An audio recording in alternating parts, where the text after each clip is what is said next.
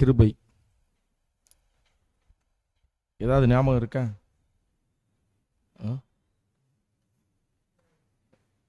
எந்த எதிரிட்ட அசாதாரணமான கிருபையை காமிச்சார்? சரி, தெரியல. இருந்தாலும் நம்முடைய அன்பு சௌரே அந்த செலசன் எடுத்தால் நன்மையாக இருக்கும். ஆகவே சௌரனுக்கான தேவனுடைய வார்த்தையை பகிர்ந்தரும்படியாக மிக அன்போடு கேட்டுக்கொள்கிறேன்.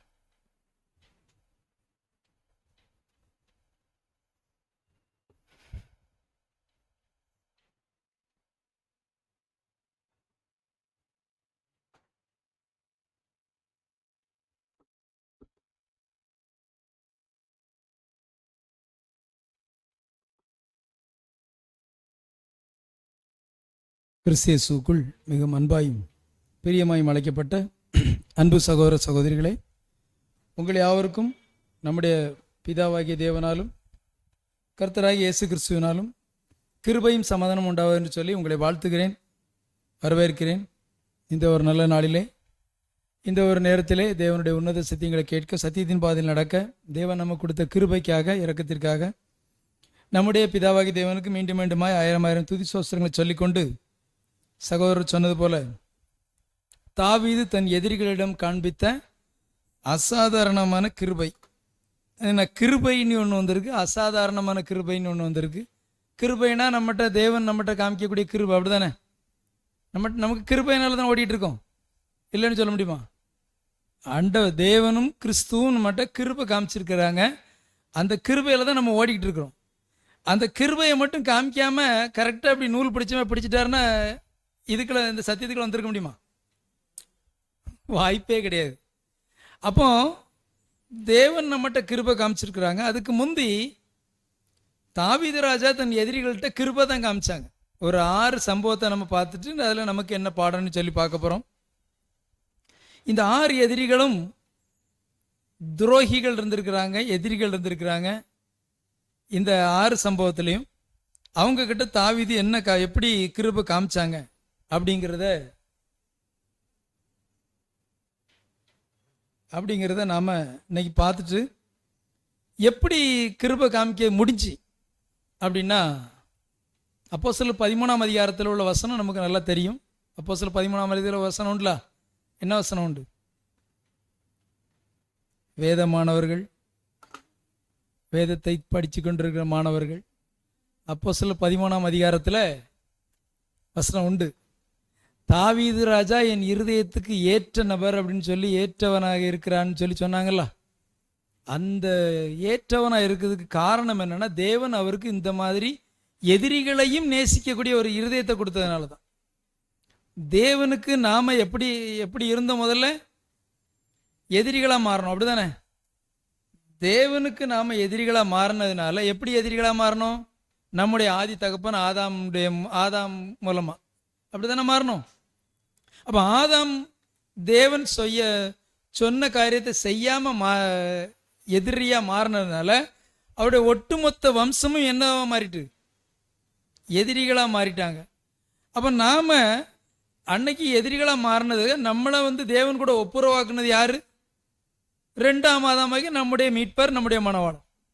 இப்போ இந்த மாதிரி ஒப்புரவாக்குறதுக்கு மணவாளன் என்ன கஷ்டப்பட்டாங்க அப்படிங்கிறத நமக்கு தெரியும். அப்போ அந்த மாதிரி இருக்கும்போது தாவீது ராஜா தன் எதிரிகளை காமிச்ச கிருபை என்ன அப்படின்னா, அதாவது இப்படிலாம் நடக்குமா? இப்படிலாம் ஒரு மனுஷன், நம்ம ஆண்டவராக இயேசு கிறிஸ்து நம்மகிட்ட கிருபை காமிச்சாங்கன்னா, அவங்க பிறந்தது பரிசுத்தம், வாழ்ந்தது பரிசுத்தம், இறந்தது எல்லாத்துலேயும் பரிசுத்தவான். ஆனால் தாவீது எப்படிப்பட்ட ஆளு? நம்மளே மாதிரி ஒரு தாய்க்கும் ஒரு தகப்பனுக்கும் பிறந்த மாம்சத்தில், ஆதாமுடைய மாம்சத்தில் பிறந்த, ஆதாமுடைய மாம்ச வழியில் பிறந்த ஒரு நபர், ஒரு மனுஷன், சரியா? அப்போ இவங்க எப்படி அன்பு காமிச்சாங்க, கிருபை காமிச்சாங்க அப்படின்னா, அதுக்கு நாம் பார்க்க போகிறோம். எத்தனை முறை காமிச்சாங்க அப்படின்னா 6 முறை. இந்த சப்ஜெக்ட் இது ஹெரால்டு சப்ஜெக்டில், ஹெரால்டு புக்கில் வந்த சப்ஜெக்டு. 6 முறை அன்பை காமிச்சிருக்காங்க. அன்புன்னா கிருபை காமிச்சிருக்காங்க, சரிதானே? ஒரு 6 முறை. நிறைய இருக்கலாம். இந்த சகோதர சப்ஜெக்டில் இருந்து சகோதரர் டிம் மெக்குலின் அப்படின்னு சொல்லி ஒரு சகோதரர், அவர் எழுதின சப்ஜெக்டு. அப்போ இதில் என்னன்னா, சவுல் ராஜா கிட்ட எத்தனை தடவை? 2 தடவை காமிச்சிருக்கிறாரு. சவுல் ராஜா மரணத்துக்கு துக்கம் அனுசரிச்சிருக்கிறாங்க, அப்னேருக்காக துக்கம் அனுசரிச்சிருக்காங்க, இஸ்போசேத்துக்காக துக்கம் அனுசரிச்சிருக்காங்க, சீமேய்க்கு இரக்கம் காட்டியிருக்காங்க, அப்சலோமுக்காக வருந்திருக்காங்க. இந்த 6 பேரும் இந்த சம்பவத்தில் வரக்கூடியவங்க எல்லாரும் தாவீதுக்கு எப்படிப்பட்ட ஆளு? ஏதோ வகையில் எதிரி துரோகி 2 பேர் இருக்காங்களா? எதிரி துரோகி எல்லா விஷயமும் இருக்குதுல. அப்போ இவங்க கிட்ட தாவீது காமிச்ச அன்பு என்ன? இந்த சம்பவத்தை கொஞ்சம் கொஞ்சமாக பார்த்துட்டு பின்னால் நம்மகிட்ட வந்துடும். நம்ம மணவாளன் நமக்கு என்ன சொன்னாங்க, நம்முடைய மூத்த சகோதரர்கள் என்ன சொன்னாங்க அப்படின்னு சொல்லி பார்க்குறோம். இப்போ சவுல் ராஜா கிட்ட முதல் முறையாக அன்பு செலுத்துறதுக்கு என்ன காரணம் அப்படின்னா, சவுல் ராஜாவுக்கு எப்படி இவர் மேலே பொறாமை வந்துச்சு அப்படின்னா, தாவீது கோலியாத்து பிரச்சனையிலேருந்து வந்துச்சு. சவுல் கொன்றது 1000, தாவீது கொன்றது 10000 சொல்லி என்ன தலையை தூக்கிட்டு வந்த உடனே இவருக்கு கொஞ்சம், அதாவது ஒரு பொசிஷனில் இருக்கும்போது, நம்ம இப்போ உதாரணத்துக்கு சொல்லுவோமே, நம்ம ஒரு கம்பெனியில் மேனேஜராக இருக்கும். அதே மேனேஜர் வேலைக்கு இன்னொரு நல்ல குவாலிட்டியான ஒரு நபர் வந்துட்டாருன்னா நமக்கு என்ன வரும்? ஆட்டோமேட்டிக்காக அவர் மேலே ஏதோ ஒரு பொறாமை வந்துடும். இது மனுஷன்களுக்கு வரக்கூடியது. அப்போ இப்படி வரும்போது சவுல் ராஜா கிட்ட வரும்போது இந்த வசனத்தை வாசிங்க சார். 1 சாமுவேல் 18ஆம் அதிகாரம் 10-11 வசனம். 1 சாமுவேல் 18ஆம் அதிகாரம் 10ஆம் வசனம் முதல். மறுநாளிலே தேவனால் விடப்பட்ட பொல்லாத ஆவி சவுலின் மேல் இறங்கிற்று. அவன் வீட்டிற்குள்ளே தீர்க்க தரிசனம் சொல்லிக் கொண்டிருந்தான். அப்பொழுது தாவீது தினம்தோறும் செய்கிறபடி தன் கைகளினால் சுரமண்டலத்தை வாசித்துக் கொண்டிருந்தான். சவுலின் கையிலே ஈட்டி இருந்தது. அப்பொழுது சவுல் தாவீதை சுவரோடே சேர்த்து உருவ குத்தி போடுவேன் என்று ஈட்டியை அவன் மேல் எறிந்தான். ஆனாலும் தாவீது விலகி 2 தரம் அவனுக்கு தப்பினான். சவுல் ராஜாவுக்கு திடீர்னு பொல்லாதாவி வந்துட்டு, அப்போ ஏதோ ஒரு விஷயம் வரும்போது தாவீது அந்த வீணை மீட்டும் போது அவருக்கு கொஞ்சம் நல்லா இருக்கும். அப்படின்ன உடனே இந்த சம்பவத்துல இருந்து தாவீது ராஜாவை கொல்லணும். ஏன் அப்படின்னா, தாவீதுக்கு ஏதோ ஒரு விஷயத்துல எல்லாரும் என்ன சொல்லிட்டு இருக்காங்கன்னா, தாவீது கோலியாத்தை பார்த்து ஒட்டுமொத்த இஸ்ரேல் தேசமே என்ன பண்ணிட்டு இருந்து பயந்துட்டு இருந்துச்சு. தன்னுடைய மிகப்பெரிய எதிரி, அதாவது இன்னைக்கு உள்ள எதிரிகளோட அன்னைக்கு அவ்வளவு பராக்கிரமசாலி கோலியாத்து. அவரை ஒரு சின்ன பையன் கொன்னுட்டானோடனே தாவீதுக்கு அப்படியே கிரேஸ் ஏறிக்கிட்டே இருக்க இவருக்கு கோபம் வருது. இந்த மாதிரி ஒரு தடவை இப்படி ஈட்டிக்கு தப்பிட்டாரு. இது போக இன்னொன்று என்னன்னா, சவுல் ராஜாவுக்கு இன்னொரு விஷயமும் இருக்கு. என்ன அப்படின்னா, சவுல் ராஜாவோட மகன் யோனத்தானும் தாவீதுக்கு என்ன பண்றாரு? சப்போர்ட் பண்றாரு. நண்பன் ஆயிட்டாரு, சப்போர்ட் பண்றாரு. என்ன அப்படின்னா, இவர் என்ன சொல்ற? 1 சாமுவேல் 19ஆம் அதிகாரம் 2ஆம் வசனம். 1 சாமுவேல் 19ஆம் அதிகாரம் 2ஆம் வசனம். சவுலின் குமாரனாகிய யோனத்தானோ தாவீதின் மேல் மிகவும் பிரியமாய் இருந்தான். அதனால் யோனத்தான் தாவீதுக்கு அதை அறிவித்து, என் தகப்பனாகிய சவுல் உம்மை கொன்று போட வகை தேடுகிறார். தாவீது, நீங்க என்ன பண்ணுங்க, இடத்தை காலி பண்ணிருங்க, எங்க அப்பா உங்களை என்ன பண்ண போறாங்க, கொல்லதுக்கு வழி பண்றாங்க அப்படின்னு சொல்லி தப்பிக்கிறதுக்கு வழி சொல்றாங்க. அப்ப இது ஒரு விஷயம் தாவீது மேல சவுலுக்கு என்ன பண்ணுது? ஒரு கோபம் வருது. அப்போ இந்த மாதிரி வரும்போது அப்பவும் தப்பிச்சு போயிடுறாங்க. அடுத்தால இன்னொரு விஷயம் என்ன அப்படின்னா, 1 சாமுவேல் இப்படி நடக்கும்போது இவங்க தப்பி வந்துருந்தாங்க. தப்பி வந்த உடனே தாவீது 2வது மறுபடியும் சவுல் என்ன பண்றாங்க? தேடி போறாங்க. எங்கேயோ ஒரு இடத்துல இருக்கிறாருன்னு தேடி போகும்போது அப்போ தான் அந்த சம்பவம். 1 சாமுவேல் 24ஆம் அதிகாரம் 4-5 வசனத்தை வாசி. 1 சாமுவேல் 24ஆம் அதிகாரம் 4ஆம் வசனம் முதல். அப்பொழுது தாவீதின் மனுஷர் அவனை நோக்கி, இதோ நான் உன் சத்துருவை உன் கையில் ஒப்புக் கொடுப்பேன், உன் பார்வைக்கு நலமானபடி அவனுக்கு செய்வாயாக என்று கர்த்தர் உன்னோடே சொன்ன நாள் இதுதானே என்றார்கள். தாவீது எழுந்திருந்து போய் சவுலுடைய சால்வையின் தொங்கலை மெல்ல அறுத்து கொண்டான். ஒரு சம்பவம் நடக்குது. சவுல் ஒரு இடத்துல தங்கி இருக்கிறாங்க. தங்கி இருக்கும்போது தாவீது அவனுடைய சேவகர்களும் என்ன பண்றாங்க அப்படின்னா, உள்ள போய் தாவீதுக்கு இன்ஸ்ட்ரக்ஷன் வருது, உங்க எதிரி சவுல் எங்க பண்ணியிருக்காரு, ஒரு இடத்துல இருக்கிறாரு, அவர்கிட்ட போய் என்ன பண்ணுவோம், அவரை அந்த சம்பவத்தை நீங்க வாசித்து பார்த்தீங்கன்னா உள்ள போய் அவரை கொன்னுட்டு வந்துருவோம் அப்படின்னு தான் சேவகர்கள் சொல்லுவாங்க. அப்போ தாவீது என்ன சொல்றாங்க அப்படின்னா, அப்படிலாம் செய்யக்கூடாது, உள்ள போயிட்டு வந்ததுக்கு அடையாளமா ட்ரெஸ்ஸை மட்டும் என்ன பண்ணிடுவாங்க, அறுத்துட்டு வந்துடுவாங்க. அறுத்துட்டு வந்த உடனே அடுத்த 24ஆம் அதிகாரம் 6-7 வசனத்தை வாசி. 1 சாமுவேல் 24ஆம் அதிகாரம் 6ஆம் வசனம் முதல். அவன் தன் மனுஷரை பார்த்து, கர்த்தர் அபிஷேகம் பண்ணின என் ஆண்டவன் மேல் என் கையை போடும்படியான இப்படிப்பட்ட காரியத்தை நான் செய்யாதபடிக்கு கர்த்தர் என்னை காப்பாராக. எப்படிப்பட்ட ஸ்டேட்மெண்ட் பாருங்க.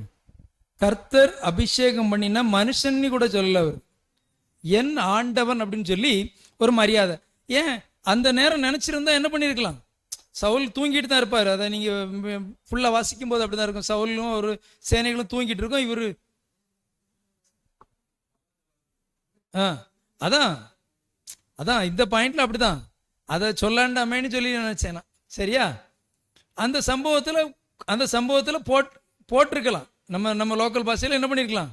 கொன்னு இருக்கலாம். ஆனாலும் கொல்லாம என்ன பண்ணிருக்காங்க? கர்த்தர் அபிஷேகம் பண்ணின என் ஆண்டவன் மேல் கையை போடும்படியான இப்படிப்பட்ட காரியத்தை நான் செய்யாதபடி கர்த்தர் என்ன பண்ணாரு? காப்பாராக அப்படின்னு சொல்லிட்டு, அவர் கர்த்தரால் அபிஷேகம் பண்ணப்பட்டவர் என்று சொல்லி தன் மனுஷரை சவுலின் மேல் எழும்ப ஒட்டாமல் இவ்வார்த்தையினால் அவர்களை தடை பண்ணினான். தாவீது எழுந்து கபியை விட்டு வெளியேறி போனார் அப்படின்னு சொல்லி பார்க்க. அப்ப முதல் சம்பவத்துல சவுல் ராஜாவை தப்ப விட்டுட்டாரு, மன்னிச்சு வந்துட்டார். சரியா? இது முதல் சம்பவம். அடுத்தால 2வது முறை என்ன பண்ணியிருக்காரு அப்படின்னா, மறுபடியும் கொஞ்ச நாள் கழிச்சு அப்படியே போயிட்டு இருக்கும்போது 1 சாமுவேல் 26ஆம் அதிகாரம் 1-2 வசனத்தை வாசி. 1 சாமுவேல் 26ஆம் அதிகாரம் 1ஆம் வசனம் முதல். பின்பு சீப் ஊரார் கிபியாவில் இருக்கிற சவுலிடத்தில் வந்து, தாவீது எசிமோனுக்கும் எதிரான அகிலாமேட்டில் ஒளிந்து கொண்டிருக்கிறான் என்றார்கள். அப்பொழுது சவுல் சீப் வனாந்தரத்திலே தாவீதை தேடும்படி எழுந்து இஸ்ரவேலிலே தெரிந்து கொள்ளப்பட்ட 3000 பேரோடும் கூட சீப் வனாந்தரத்திற்கு புறப்பட்டு போனான். எப்படியும் சவுல் ராஜாவுக்கு அடுத்தால ஒரு நியூஸ் வருது, தாவீது இந்த இடத்துல ஒளிச்சிட்டு இருக்கிறார் அப்படின்னு சொல்லும்போது, ஆகிலாவில் ஒளிச்சிருக்கிறார் அப்படின்னு சொன்ன உடனே மறுபடியும் என்ன பண்றாராம்? எத்தனை பேரை கூட்டு வந்திருக்காரு? 3000 பேர். ஒரு மனுஷனை கொல்றதுக்கு. இந்த சம்பவத்தை நீங்க வாசிங்க, சிரிப்பா இருக்கும். தாவீது சொல்லுவாங்க, நான் ஒரு செத்தன ஐயா, என்ன அடிக்கா இவ்வளவு ஆளா கூட்டு வந்திருக்கிய. நம்ம பாஷையில சொல்லும்போது, நான் ஒரு அப்ராணி மனுஷன், என்ன கொல்லதுக்கு இவ்வளவு பேரத்தை எதுக்கு நீங்க கூட்டு வந்தி அப்படின்னு சொல்லுவாங்க. இப்ப தாவீது ராஜாவுடைய இருதயம் என்ன அப்படின்னா, உள்ள வாசிக்க இன்னும் பிரமிப்பா இருக்கும். அந்த சம்பவங்கள்லாம் வாசிக்கும் போது இப்படியும் ஒரு மனுஷர் இருந்தாங்களா அப்படிங்கிற லெவல்ல வரும். அப்போ எதிரிகளிடம் அதான் அந்த நம்ம சப்ஜெக்ட் அந்த சகோதரர் என்ன எழுதியிருக்காங்க அப்படின்னா, அசாதாரணமான கிருபைன்னு எழுதியிருக்காங்க. ஒரு சாதாரண மனுஷனால என்ன பண்ண முடியாது? இந்த காரியத்தை செய்யவே முடியாது. அவர் எப்பேற்பட்ட முனிவர்னாலும் சரிதான். நம்ம இந்த புராண கதைகள் எல்லாம் முந்தி நம்ம இருக்கும் வாசித்திருப்போம். முனிவர்கள் தவத்தை கலைச்ச உடனே அவர் சாபம் கொடுத்துருவாரு, அப்படி இப்படிலாம் நிறைய இருக்கும். எப்பேற்பட்ட மனுஷனாலும் இந்த பூமியில அப்படி பண்ண முடியாது. தேவனுடைய அனுக்கிரகம் இல்லாத மனுஷனால இந்த காரியத்தை என்ன பண்ண முடியாது? செய்ய முடியாது. அதனால தான் அவங்களுக்கு அந்த தாவீது ராஜாவுக்கு அந்த சப்ஜெக்ட் போச்சு. அப்ப இங்க இருக்கிறாங்கன்னு போயிருக்கும்போது என்ன நடந்துச்சு அப்படின்னா, 3ஆம் வசனம் 4ஆம் வசனம் வாசிப்போம். 1 சாமுவேல் 26ஆம் அதிகாரம் 3ஆம் வசனம் முதல். சவுல் எசிமோனுக்கு எதிரே வழியண்டையில் இருக்கிற அகிலா மேட்டிலே பாளையம் இறங்கினான். தாவீது வனாந்தரத்தில் தங்கி சவுல் தன்னை தொடர்ந்து வனாந்தரத்திற்கு வருகிறதைக் கண்டு தாவீது வேவுக்காரரை அனுப்பி சவுல் வந்தது நிச்சயம் என்று அறிந்து கொண்டான். இங்க பாக்குறோம். 2வது இப்படி பின்னால சவுல் நம்மளை தொடர்ந்து வராருன்னு சொல்லி இவருக்கு இன்ஸ்ட்ரக்ஷன் போக போக என்ன சொல்றாங்க அப்படின்னா, தாவீது வேவுக்காரரை அனுப்பி சவுல் வந்தது நிச்சயம்னு அறிஞ்சிட்டு இருக்காங்கன்னா, அப்படியே அதில் உள்ள வசனங்களை பின்னால் வாசிக்கும் போது என்ன பண்ணிடுவார் அப்படின்னா, இவங்க ஒரு குகையில இருந்து ரதத்துக்கிட்ட சவுல் என்ன பண்ணியிருப்பாங்க? தூங்கிட்டு இருப்பாங்க. ரதத்துக்கிட்ட தூங்கிட்டு இருப்பாங்க. தூங்கிட்டு இருக்கும்போது தாவீது கேட்பாங்க, என்ன யார் என் கூட அங்கே வாரான்னு கேட்கும்போது, அப்போ நான் வாரேன் அப்படின்னு சொல்லி ஒரு நபர் வருவார். வரும்போது அவர் என்ன சொல்லுவார் அப்படின்னா, 26ஆம் அதிகாரம் 12 வாசிங்க. 1 சாமுவேல் 26ஆம் அதிகாரம் 12ஆம் வசனம் முதல். தாவீது ஒரு நிமிஷம், பைபிள்ல அதுக்கு முந்தின வசனத்தை வாசிங்க. 10ஆம் வசனத்தை நினைக்கிறேன். 10ஆம் வசனம் முதல். பின்னும் தாவீது கர்த்தர் அவரை அடித்து அல்லது அவருடைய காலம் வந்து அவர் மரித்து அல்லது அவர் யுத்தத்திற்கு போய் மாண்டால் ஒழிய நான் என் கையை கர்த்தர் அதுக்கு முந்தின வசனம் அந்த அவர் அந்த இதோட சேர்த்து குத்தி போட்டுருவான்னு சொல்லி சொல்லியிருப்பாரு. 1 சாமுவேல். அப்பொழுது அபிஷாய் தாவீதை பார்த்து, இன்று தேவன் உம்முடைய சத்துருவை உம்முடைய கையில் ஒப்பு கொடுத்தார்.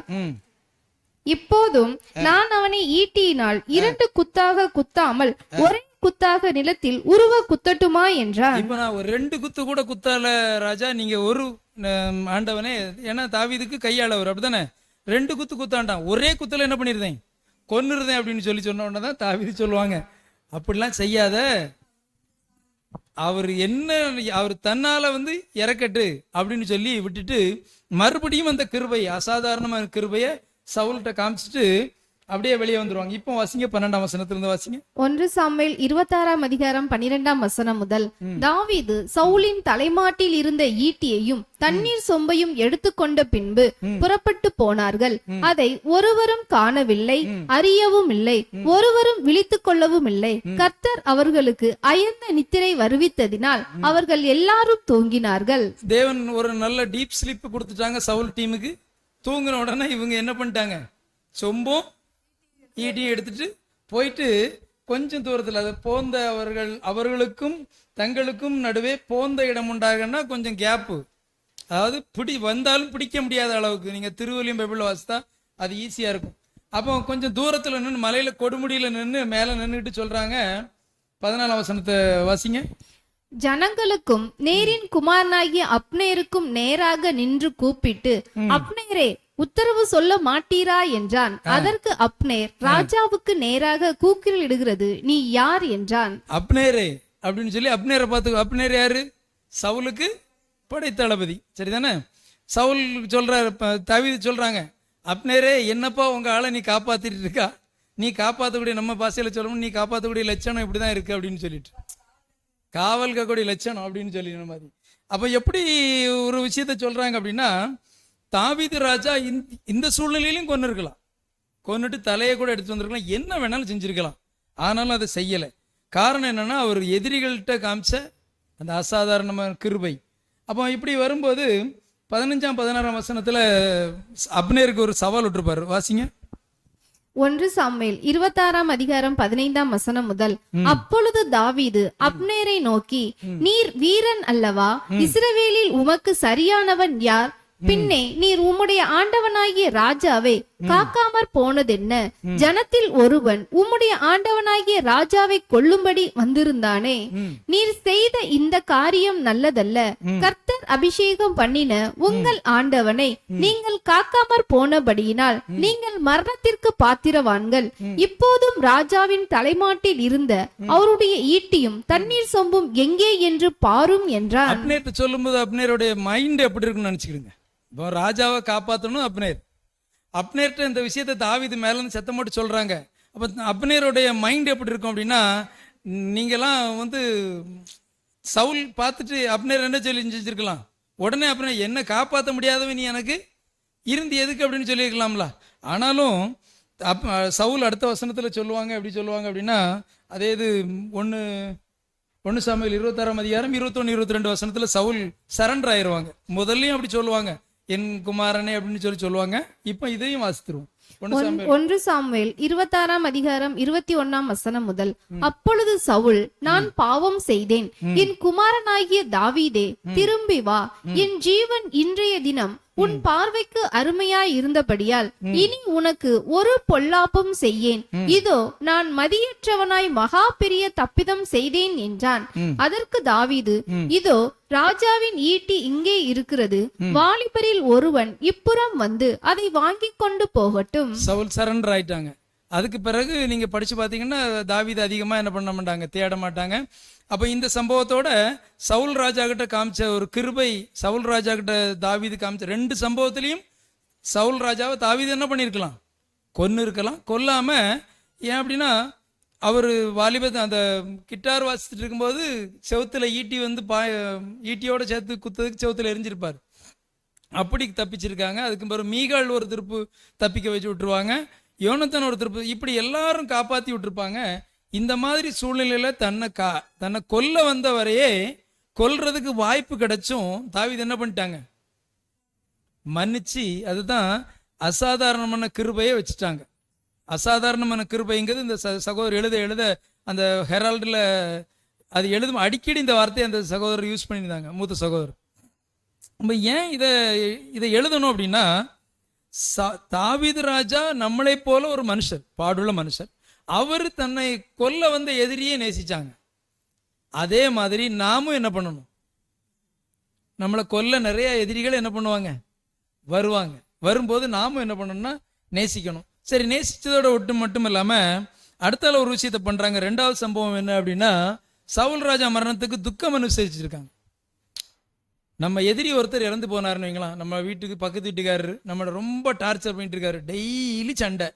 நம்ம வீட்டுக்கு பக்கத்து வீட்டுக்காரர் இல்லை டெய்லி சண்டை போடுறாரு. நம்ம அந்தால போனாலும் குற்றம், நம்ம மாடு அங்கே போனாலும் கோழி அங்கே எப்படியும் குற்றம் கண்டுபிடிச்சிட்டு இருக்காரு. எந்த சூழ்நிலையிலும் நம்மளை நெருக்கிக்கிட்டே குத்திட்டே இருக்காரு. திடீர்னு அவர் இறந்துட்டார். நமக்கு எப்படி இருக்கும் மனசு?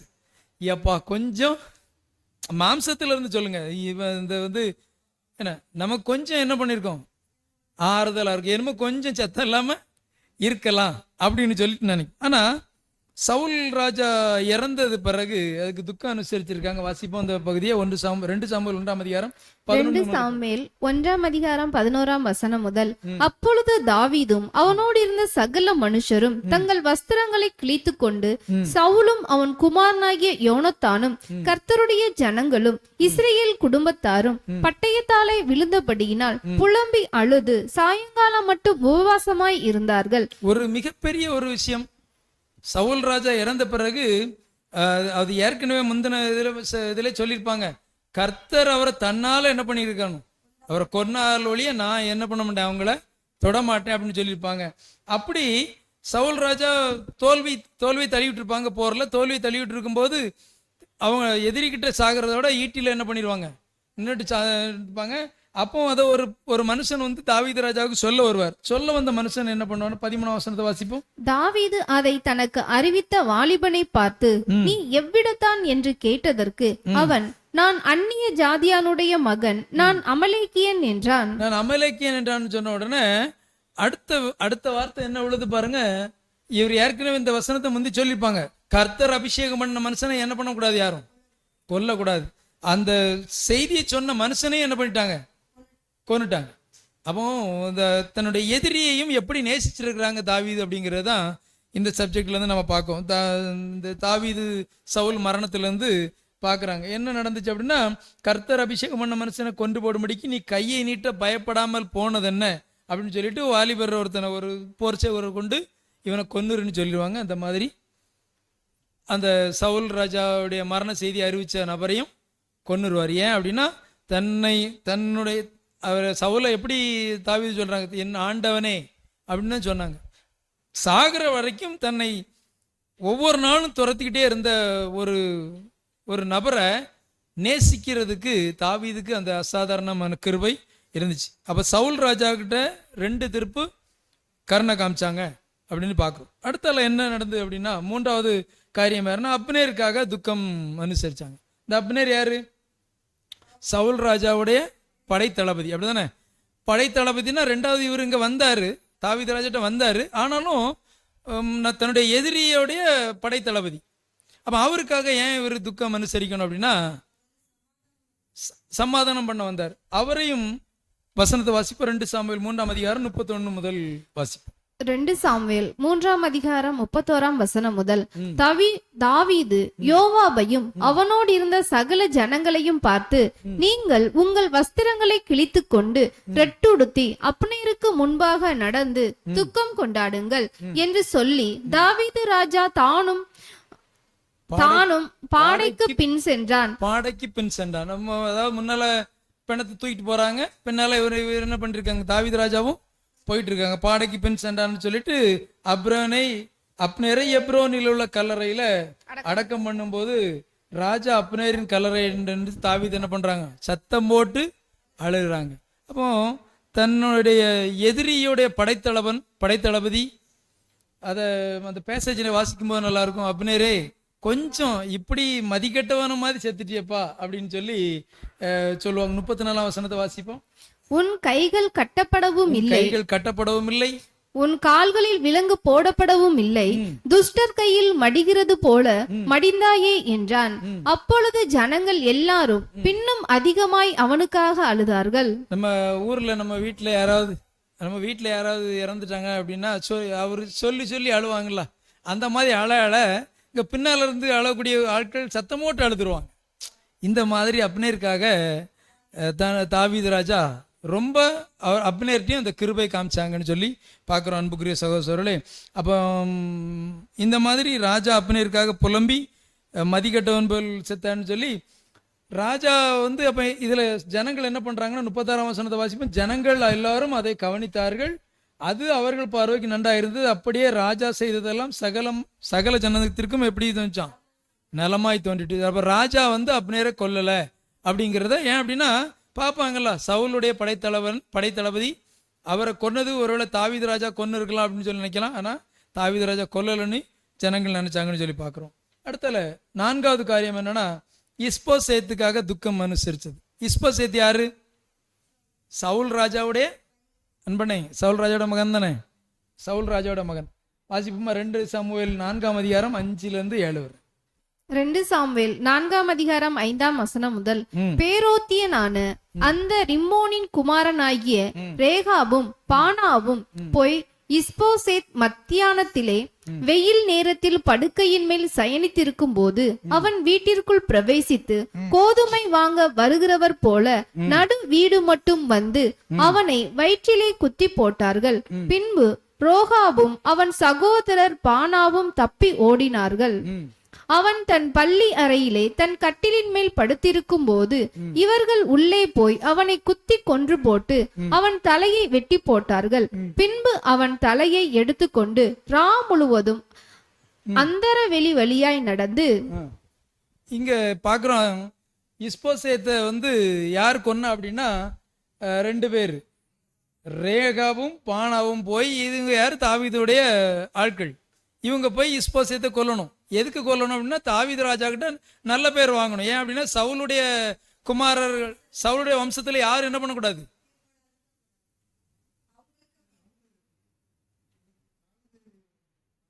ஆள் கிடையாதோ, சரி ஓகே, தாவீது ஆள் கிடையாதான்னு பண்ண சொல்லிட்டாங்க, முடிஞ்சோன்னு பேசிக்கிடுவோம். அப்ப இவங்க வந்து என்ன பண்ணிட்டாங்கன்னா தாவீது ஆள் கிடையாதுன்னா எதுக்கு சவுலுடைய மகனை கொல்லணும், சவுலுடைய தாவீது ராஜாட்ட நல்ல பேர் வாங்கணும். யாரு?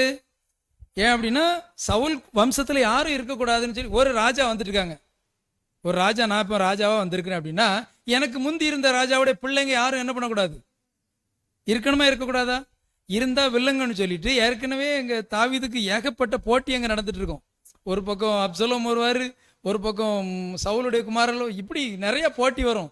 அப்போ இவங்களெல்லாம் என்ன பண்ணணும் அப்படின்னா தாவீது ராஜாவுக்கு வேலையாட்கள், தாவீது ராஜாவுக்கு தூரத்தில் உள்ளவங்க என்ன பண்ணுவாங்க அப்படின்னா எப்படியாவது தாவீது ராஜா நல்ல பேர் வாங்கணும்னு சொல்லிட்டு இவர் என்ன பண்ணியிருக்காரு, தூங்கிட்டு இருக்கும்போது போய் என்ன பண்ணிட்டாங்க, உள்ள போய் குத்தி அவர் தலையை வெட்டி எடுத்துட்டு யார்கிட்ட வராங்க, தாவீது ராஜாட்ட வராங்க. வாசிப்புமா 2 சாமுவேல் 4ஆம் அதிகாரம் 8-9. 2 சாமுவேல் 4ஆம் அதிகாரம் 8ஆம் வசனம் முதல். எப்ரோனில் இருக்கிற தாவீதினிடத்தில் இஸ்போசேத்தின் தலையை கொண்டு வந்து ராஜாவை நோக்கி, இதோ உம்முடைய பிராணனை வாங்க தேடின உம்முடைய சத்ருவாய் இருந்த சவுலின் குமாரனாகிய இஸ்போத்தின் தலை இன்றைய தினம் கர்த்தர் ராஜாவாகிய எங்கள் ஆண்டவனுக்காக சவுலின் கையிலும் அவன் குடும்பத்தாரின் கையிலும் பழிவாங்கினார் என்றார்கள். இன்றைய தினம் ராஜாவாகிய எங்கள் ஆண்டவன், ராஜா அன்னைக்கு எப்படி சொல்லுவாங்க எல்லாரும்? இப்ப இவங்க யாருக்காக கொண்டு வந்தாங்க இந்த தலைய, இஸ்போசேத் தலைய?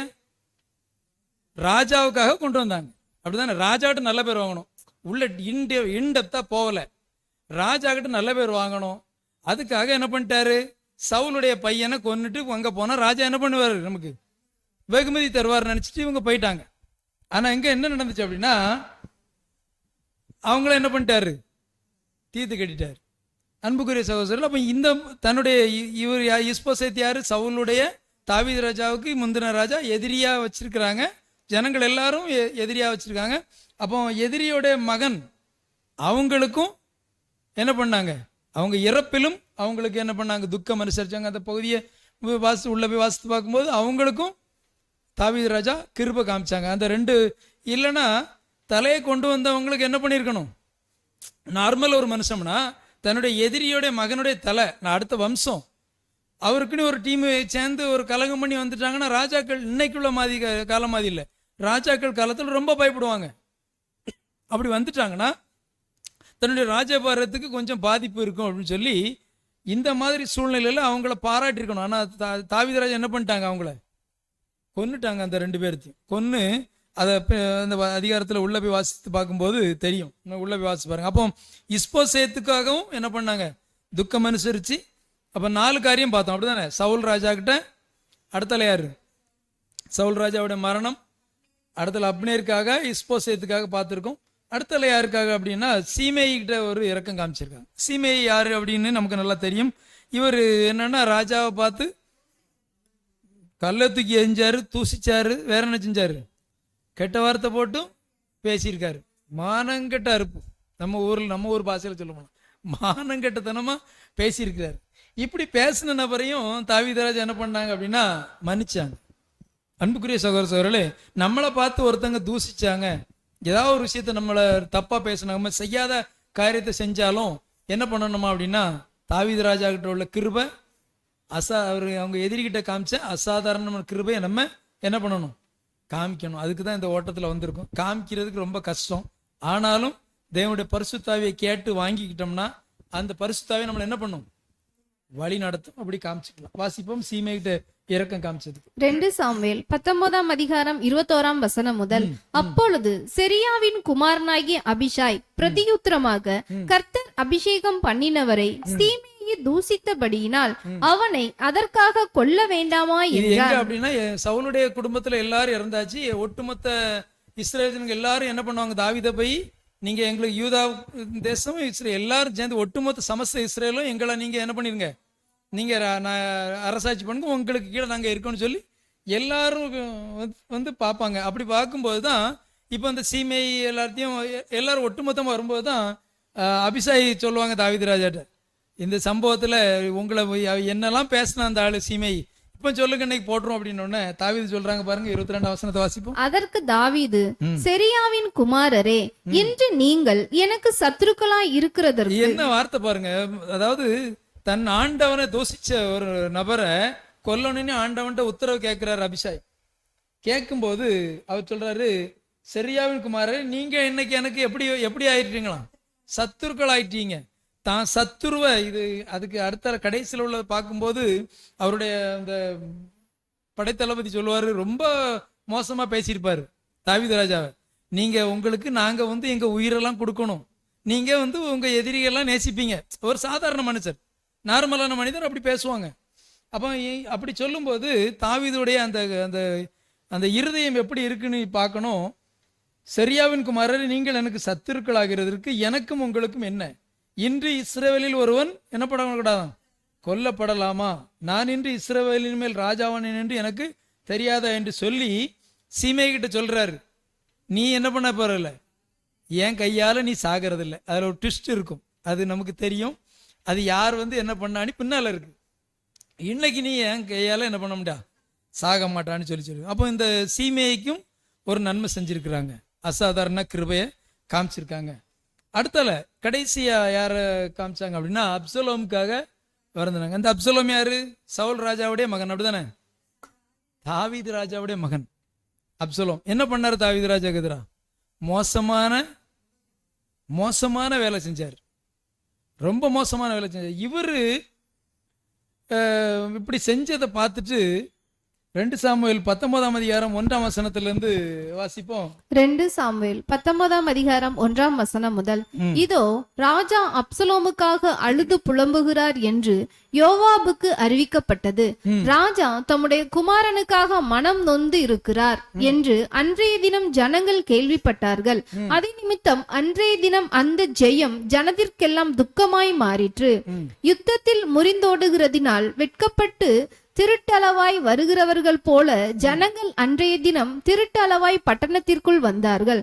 ராஜா தன் முகத்தை மூடிக்கொண்டு மகா சத்தமாய், என் மகனாகிய அப்சலோமே, அப்சலோமாகிய என் மகனே, என் மகனே என்று அலறிக் கொண்டிருந்தான். ராஜா நெஞ்சில அடிச்சு அழுதாரு, என் பிள்ளை போயிட்டானே, என் பிள்ளையை கொண்டுட்டாங்களே அப்படின்னு சொல்லிட்டு.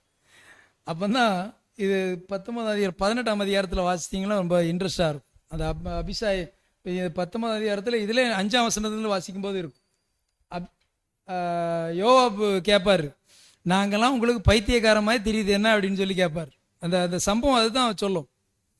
நாங்க உங்களுக்காக என்னெல்லாமோ செய்வோம், உங்களை வந்து உங்ககிட்ட மோசமா நடந்த ஒரு நபர் உங்களுடைய மறுமனையாட்டிகள் கூட அந்த மோசமான நடந்த நபர், உங்களை ராஜ்யபாரம் இருக்கக்கூடாதுன்னு சொல்லி உங்களை ஊரை விட்டு விரட்டின நபர், இப்படிப்பட்ட நபருக்காக நீங்கள் அழுதிங்களே அப்படின்னு சொல்லி யோவாப் கேட்டிருப்பாங்க.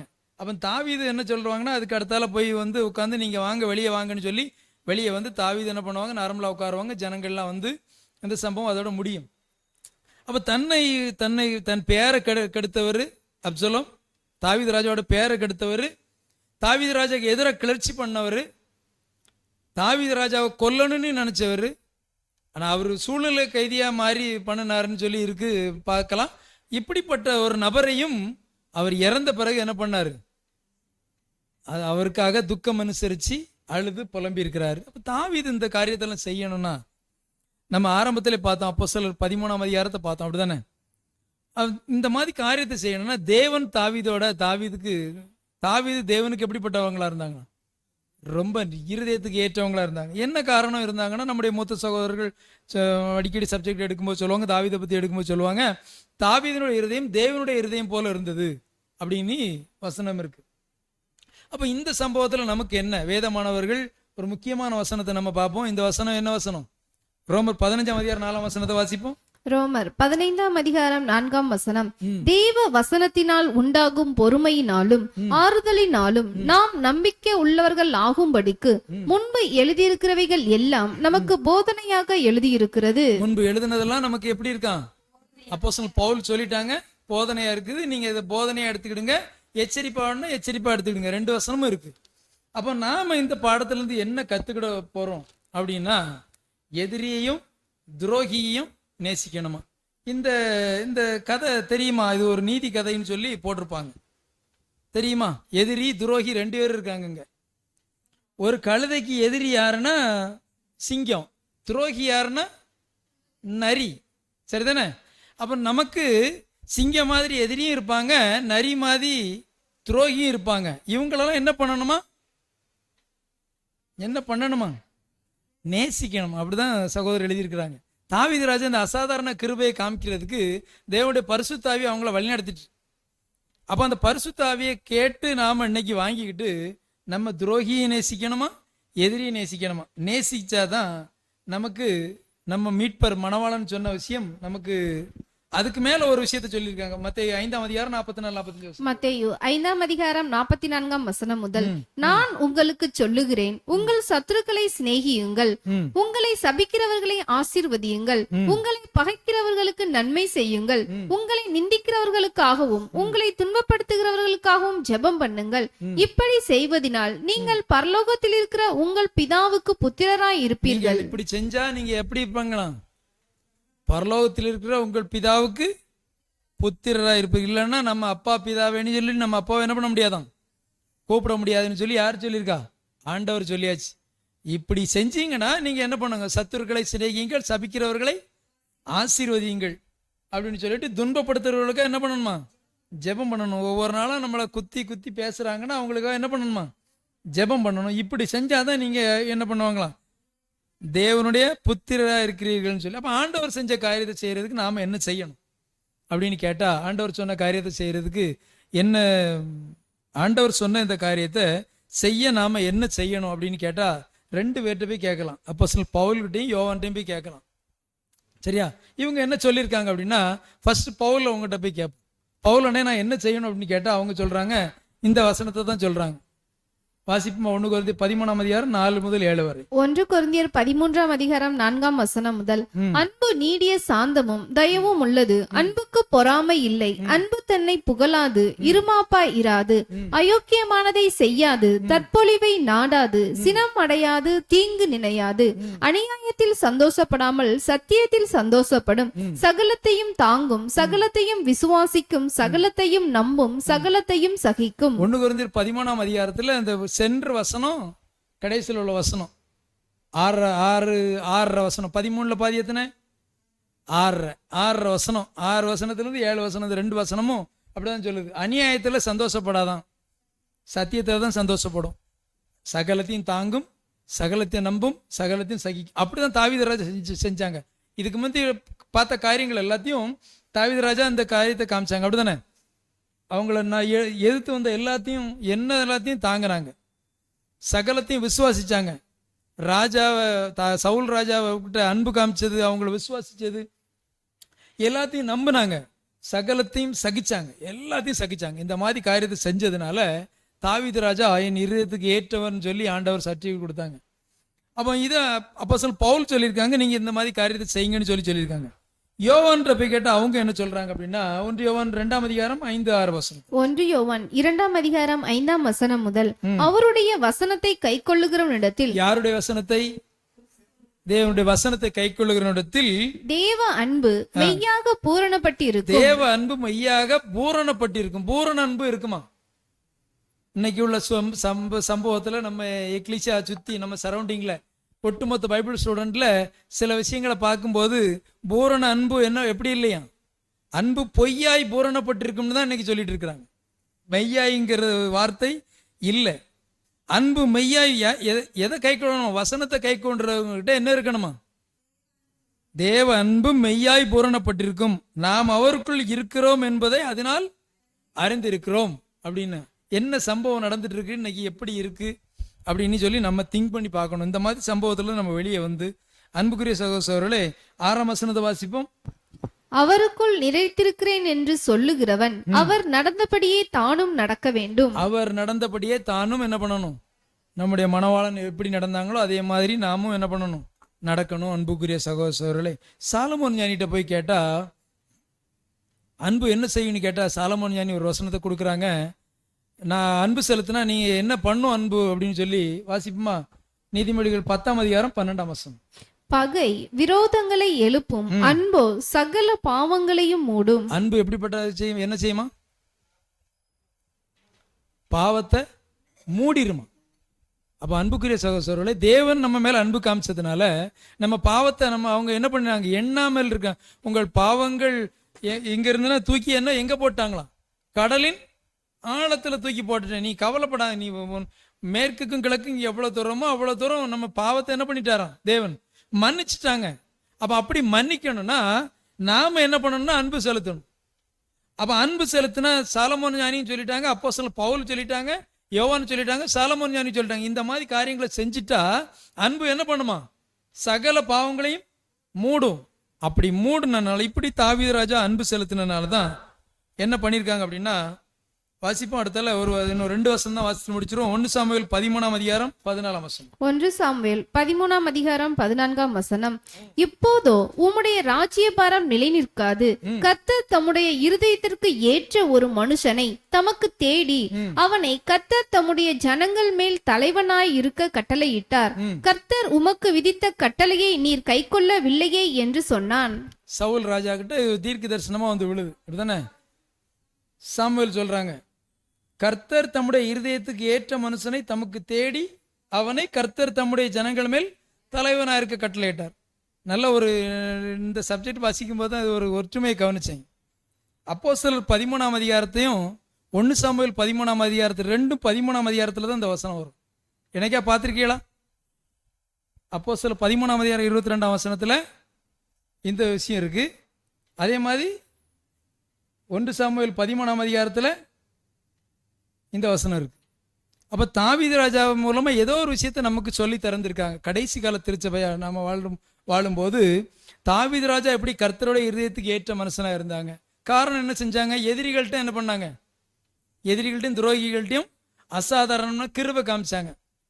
அப்படியே நம்மளும் என்ன பண்ணணும்னா அதே காரியத்தை நாம செய்யணும். அன்புக்குரிய சகோதரர்களே, மறுபடியும் இந்த வசனத்தை வாசிக்கிறோம். அப்போஸ்தலர் 13ஆம் அதிகாரம் 22ஆம் வசனம். அப்போஸ்தலர் 13ஆம் அதிகாரம் 22ஆம் வசனம்.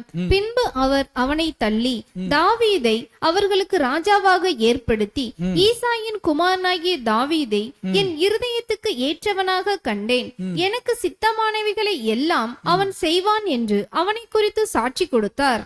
தாவீதை குறிச்சு என்ன பண்ணாங்களாம்? சாட்சி கொடுத்துருக்குறாங்க. அப்போ நம்மளை குறித்து தேவன் சாட்சி கொடுக்கணும்னா எங்கே கொடுக்க முடியும்? நம்ம இன்னைக்கு கஷ்டப்பட்டு உருண்டு பிறண்டு இது சத்தியத்தில் ஓடிட்டு இருக்கோம். அப்படிதானே?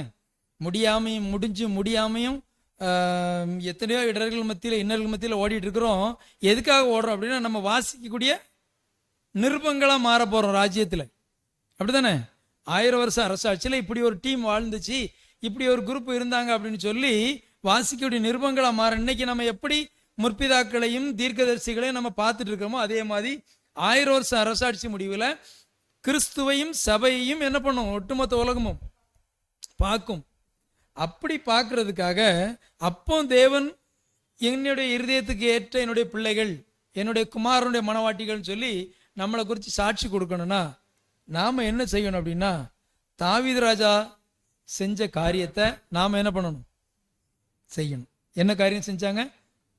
தலைப்பை சொல்லிடுவோமா? தாவீது தன் எதிரிகளிடம் அசாதாரணமான கிருபை காமிச்சாங்க. அதே மாதிரி நாமும் நம்முடைய எதிரிகள், துரோகிகள், எதிரிகள்னு நமக்கு யாரும் இல்லை, ஆனாலும் துரோகிகள்லையும் ஒரு சிலர் வருவாங்க, எதிரிகள்லையும் வருவாங்க. யார் எப்படி வந்தாலும் அவங்ககிட்ட என்ன பண்ணணும், அன்பையும் கிருபையும் கூட்டி வழங்கி அந்த கிருபையும் அன்போடு உள்ள வாழ்க்கை வாழ்ந்து ஆண்டவர் இயேசு கிறிஸ்து சொன்ன காரியத்தை செஞ்சு நம்ம பரலோக ராஜ்யத்துக்கு சென்று செல்ல தேவன் தாமே கிருபை செய்வாராக. தேவன் தாமே பொறுமையோடு கட்டவங்களை ஆசீர்வதித்து வழிநடத்துவாராக. ஆமென்.